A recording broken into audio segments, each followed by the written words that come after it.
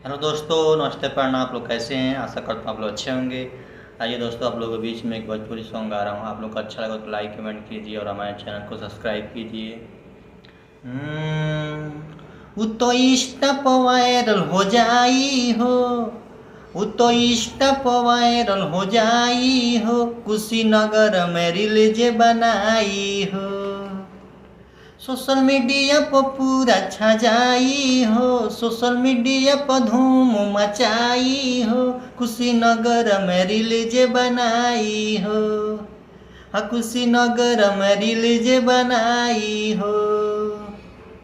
Hello दोस्तों, गाना कैसे लगा? अच्छा लगा हो तो लाइक कमेंट कीजिए और हमारे चैनल को सब्सक्राइब कीजिए।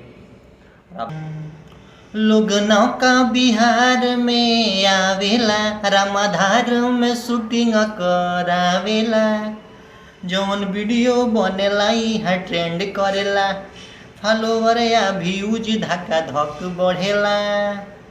फ्री में नंदू भैया से चट खाई हो, फ्री में नंदू भैया से चट खाई हो, कुशीनगर में रील्स बनाई हो।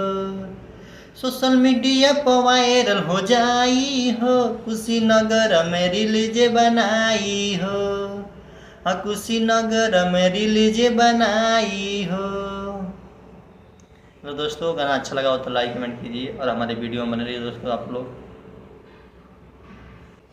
बाटे मशहूर पथ कनी वासी हो, बुधा पार्क लगेला झाकासी हो, नहीं कमी बाई हवा लोकेशन के, हिट चेहरा भइल यहाँ के तनन के।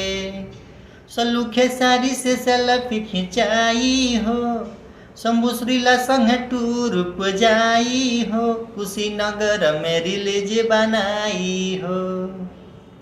सोशल मीडिया पर धूम मचाई हो, कुशीनगर में रील्स बनाई हो, कुशीनगर में रील्स बनाई हो।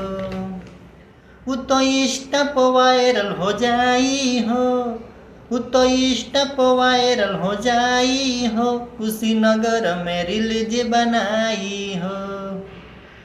सोशल मीडिया पर धूम मचाई हो, सोशल मीडिया पर पूरा छा जाई हो, कुशीनगर में रील्स बनाई हो, कुशीनगर में रील्स बनाई हो।